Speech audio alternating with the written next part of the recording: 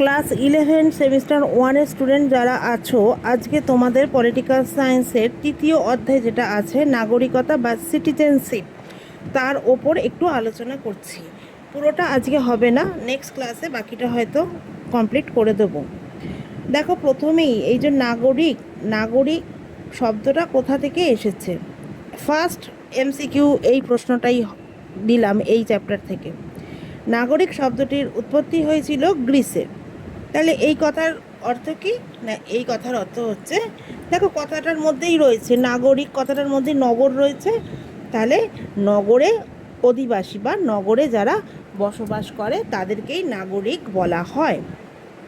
হলো, রোমে সক্রিয়ভাবে শাসন কার্যে অংশগ্রহণ করতো যারা, তাদেরকে নাগরিক বলে। আবার একটি রাষ্ট্রের স্থায়ী বাসিন্দাই হলো নাগরিক। তাহলে নাগরিকের কতগুলো কি বলবো সংজ্ঞা আসছে দেখো। অর্থনৈতিক অধিকার, সামাজিক অধিকার, পৌর অধিকার, এইগুলিকে সুনিশ্চিত করে কে? রাষ্ট্র। তাহলে রাষ্ট্রে যারা বসবাস করে সেই নাগরিক, তারা এইগুলো পেয়ে থাকে। তাহলে নাগরিক শব্দটির উৎপত্তি কিন্তু নগর থেকে হয়েছিল।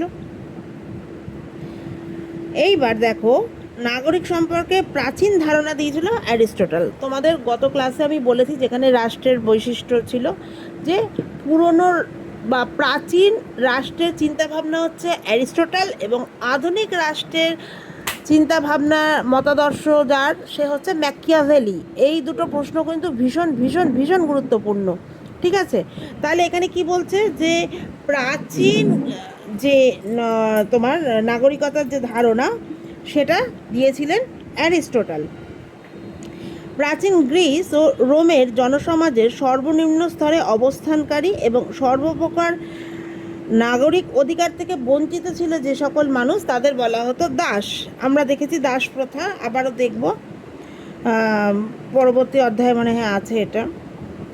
যে ব্যক্তি রাষ্ট্রের সদস্য এবং রাষ্ট্রের মধ্যে বসবাস করে পূর্ণ আত্মবিকাশের জন্য সচেষ্ট তথা সমাজের সামগ্রিক কল্যাণ সম্বন্ধে ওয়াকিবহল, তাকেই নাগরিক বলে।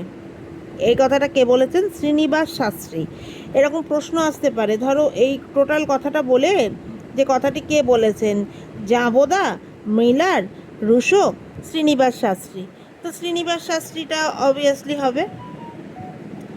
আবার দেখো, জাবোদা কি বলেছেন, নাগরিক হলেন এমন একজন যিনি সাধারণত স্বাধীনতা এবং রাষ্ট্রীয় সুরক্ষা ভোগ করবেন। হলো, নাগরিকদের জীবন ও সম্পত্তি রক্ষা, এটা ছিল কিন্তু রাষ্ট্রের অধিকার, রাষ্ট্রের কর্তব্য বলে মনে করা হতো। এবার অ্যারিস্টটল বলেছেন শাসন পরিচালনায় অংশগ্রহণকারী ব্যক্তিরাই হলেন নাগরিক। শুধুমাত্র কি শাসন পরিচালনা করলেই নাগরিক হওয়া যায়? আমরা তো আগের কথাগুলো তো তা পেলাম না। ওই যে অ্যারিস্টটল ছিলেন প্রাচীনপন্থী ধারণার লোক, তাই জন্য তিনি বলছেন যে শাসন কার্য পরিচালনার অংশগ্রহণকারী ব্যক্তিরাই হলেন নাগরিক। ঠিক আছে, শুনতে হবে। আর উনি সংকীর্ণ অর্থে নাগরিকদের সংজ্ঞা দিয়েছিলেন। যদি প্রশ্ন আসে যে গ্রিক দার্শনিক অ্যারিস্টটল কী অর্থে নাগরিকদের সংজ্ঞা দিয়েছিলেন, অপশান থাকলো ব্যাপক অর্থ, আংশিক অর্থ, সংকীর্ণ অর্থে, সবকটিই ঠিক। এখানে অবভিয়াসলি কারেক্ট অ্যান্সার হবে সংকীর্ণ অর্থে। তাহলে নাগরিকরা কি করে না, নাগরিকরা নিজ রাষ্ট্রের প্রতি আনুগত্য প্রদর্শন করে, সমস্ত রকম কর্তব্য পালন এবং আনুগত্য রাষ্ট্র দাবি করতে পারে নাগরিকদের কাছে। রাষ্ট্র সেরকমভাবে উল্টো দিক দিয়ে বলতে পারে যে আমি তো তোমাদের এত কিছু দিচ্ছি, তাহলে তোমাদের কাছে আমি এই আনুগত্যটুকু বা তোমাদের যে কর্তব্য রাষ্ট্রের প্রতি, সেটা তো তোমাদের কাছে আমরা দাবি করতেই পারি। আমাদের বাবা মারা আমাদেরকে শিক্ষাদান করিয়েছে, খাওয়ানো পড়ানো সব কিছু করায়, তাহলে বাবা মারা তো একটু দাবি করতেই পারে যে তোমরা ফোনটা কম ঘেঁটে একটু পড়াশোনায় মনোনিবেশ করো। ভালো লাগলো না না কথাটা? এটাই বাস্তব, ফোনটা কম ঘাঁটবে সবাই পরীক্ষা সামনে। কিন্তু অপরপক্ষে এই শিক্ষার্থী নাগরিকরা কি করে, বাবা মা বলে যাচ্ছে বইয়ের মধ্যে ফোন নিয়ে চলছে, কানে কর্ড যে হ্যাঁ হ্যাঁ হি হি করে যাচ্ছে, এদিকে দেখছে যে মা বাবা পড়াশুনো করছে। হঠাৎ কী এমন বইয়ে পড়লো যে এত হাসি পাচ্ছে? সেটা তো না, কানের মধ্যে তো গোজা আছে। তো সেই রকম ফোনটা সাইডে রেখে একটু পড়ায় মন দাও। সেরকম মা বাবা যেমন চায় বাচ্চাদের কাছে যে একটু আনুগত্য, একটু ভালো ব্যবহার, একটু ঝনক পটকটা কম, একটু বায়নাগুলো কম, এই পুজো আসছে, কত রকমের লিস্ট রেডি হয়ে যাচ্ছে সবার। এটা তো ঠিক নয়। এটা তো মানে ঠিকঠাক কর্তব্য পালন করা হচ্ছে না। আগে পরীক্ষা, তারপর সব কিছু হবে। সেরকম রাষ্ট্র নাগরিকদের বলছে যে তোমরাও আমাদের প্রতি একটু আনুগত্য দেখাও, একটু কর্তব্য পালন করো, আমরা তো এগুলো দিচ্ছি। হ্যাঁ, তা বলে কি নাগরিকদের মানে এটা নেই যে রাষ্ট্র সব কিছু ভালো করছে? না, সেই জন্য সমস্যা আছে, সমাধানও আছে। তারাও রাষ্ট্রের যেগুলো ভুল বা ঠিক লাগছে না যে সিদ্ধান্তগুলো, নাগরিকরা অকপটে বলতে পারে। এই যে ভোটদান প্রক্রিয়া, এটা তো গণতন্ত্র রাষ্ট্রে নাগরিকদের অধিকার একটা। এই ভোগ করাগুলো যেমন অধিকার, এটা নির্বাচন পদ্ধতিটাও তো নাগরিকদেরই অধিকার। তো নাগরিকরাও সেটা করছে। যেমন ছেলে মেয়েদেরও বা তোমাদেরও অনেক কিছু বাবা মায়েদের ভালো লাগে না, সেটা বললে সেটা বাবা মারাও ঠিক করে নেবে, এটাও স্বাভাবিক। যা সেমিস্টার, যা পড়ার চাপ, তাতে তোমাদের একটু মাইন্ড রিফ্রেশ দরকার, একটু বেড়াতে নিয়ে যেতে হয়, একটু খাওয়া ভালো ভালো দিতে হয়, বেশ স্ট্রিট ফুড, সবই বুঝি। কিন্তু ধরো এই পড়ে ফিরছো, কোন দিন নিয়ম আমলে ঢুকে পড়ছো, কোন দিন কুলফি খেতে ঢুকে পড়ছো, রোজ রোজ করলে তো এটা ঠিক হবে না, না? সেরকম ব্যাপারটা। তো হ্যাঁ, বা রাষ্ট্রেরও কিছু প্রতিবন্ধকতা আছে, যেগুলো নাগরিকরা চোখে আঙুল দিয়ে দেখিয়ে দেয়। তাহলে দুই তরফেরই দোষ গুণ ভালো মন্দ সব রকম আছে, ঠিক আছে? আচ্ছা, এইবার আমরা নাগরিকদের প্রকারভেদগুলো দেখব। যে নাগরিকদের যে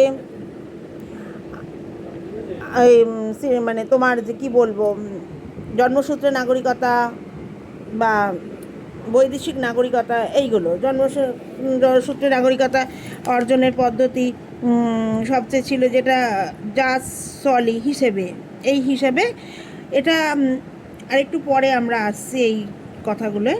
রক্তের সম্পর্ক নীতি আছে। স্বাভাবিক নাগরিক বলা হয় জন্মসূত্রে নাগরিকতা অর্জনকারীদের। নাগরিকতা অর্জন করা যায় জন্মসূত্রে ও অনুমোদন দ্বারা। ওই যে অনুমোদন দিতে হবে, দুটি ভাগে এই জন্য এটাকে ভাগ করা হয়। আরেকটু এখানে বলা দরকার, একজন ব্যক্তি একই সময়ে নাগরিক হতে পারে একটি দেশের, একাধিক দেশের নাগরিক কিন্তু হতে পারবে না। রাষ্ট্রের অস্থায়ী বাসিন্দা বলে পরিচিত হয় কারা? বিদেশিরা। অস্থায়ী বাসিন্দা, তারা কিন্তু এখানে পাকাপাকিভাবে এখানে বসবাস করতে আসেনি, ঠিক আছে? অসম্পূর্ণ নাগরিক কারা বলে? না, প্রজা কথাটি ব্যবহার করার পরিবর্তে কি বলার পক্ষপাতে? অসম্পূর্ণ নাগরিক। ওই যে রাজার আন্ডারে যারা এসেছে, এই যেমন আমরা বলছিলাম যে পরিযায়ী শ্রমিক যারা, তারা তো নাগরিকত্ব নিতে যায়নি বা জন্মস্থান সূত্রে সেখানে যায়নি, তারা কাজের সূত্রে গেছে। তাহলে সেখানে যে মুখ্যমন্ত্রী আছে বা প্রধানমন্ত্রী আছে, এখন তো রাজা নেই, এরকম ব্যাপারগুলো তাদের অধীনে আধার কার্ড, ভোটার কার্ড, এই যে SIR, এইসব দেখিয়ে তারা থাকছে, কাজ করছে, আবার একটা সময় পর তারা বাড়ি চলে আসছে বা 6 মাস পর পর তারা আসছে। তাহলে কি তারা সেখানকার নাগরিক হলো স্থায়ী? তা তো নয়। তারা একটা দেশেরই নাগরিক বা একটা রাজ্যের নাগরিক। তারা সেখানে যাচ্ছে কর্মসূত্রে, অর্থ উপার্জনের জন্য যাচ্ছে। তাহলে তারা কি? তারা প্রজা। আবার বলবে যে যারা স্থায়ী নাগরিক তারা কি প্রজা না? হ্যাঁ, তারাও এখানে প্রজা, তারাও স্থায়ী নাগরিক, কিন্তু সেই অর্থে প্রজা বলে, তারা ভোট দিচ্ছে, তাদের নির্বাচন ক্ষমতা আছে, কিন্তু এরা তো ভোট দিতে পারবে না। যখন যে সরকার আছে তার আন্ডারে তাদের থাকতে হবে। আর স্থায়ী নাগরিকরা কি করতে পারে? তারা সরকার পাল্টে দিতে পারে, তাদের সে অধিকারটা আছে জন্মসূত্রে, ঠিক আছে? আর সিটিজেনশিপ, যেটা ইংরাজি, সেটা এসেছে সিভিক্স কথা থেকে। আর একটা গ্রন্থের নাম বলছি, একটু মনে রাখো, citizenship and social class, TH Marshall. আমি কিন্তু আমার এখানে যারা আছো তোমাদেরকে বলে দিয়েছিলাম, কিছু কিছু বইয়ের নাম খুব গুরুত্বপূর্ণ। 40টা MCQর মধ্যে হয়তো 5টা বইয়ের নাম পাবে তোমরা বিভিন্ন অধ্যায় থেকে। এর আগে ওখানে বলে দিয়েছিলাম, প্লুটো, হ্যাঁ ওই বইগুলো আছে। এখানেও কিন্তু সিটিজেনশিপ, নাগরিকতা শব্দটি এসেছে বললাম সিভিক্স থেকে। আর এই বইটা citizenship and social class, TH Marshall লিখেছেন বইটা। আর সম্পূর্ণভাবে আধুনিক নাগরিকতার ধারণা গড়ে উঠেছিল ফরাসি বিপ্লবের পর, ঠিক আছে? আজকে এই অবধি রইল, নেক্সট ক্লাসে আবার বাকিটা হবে। ভালো থেকো সবাই, একটু পড়াশোনায় ধ্যান দিও। রাখলাম।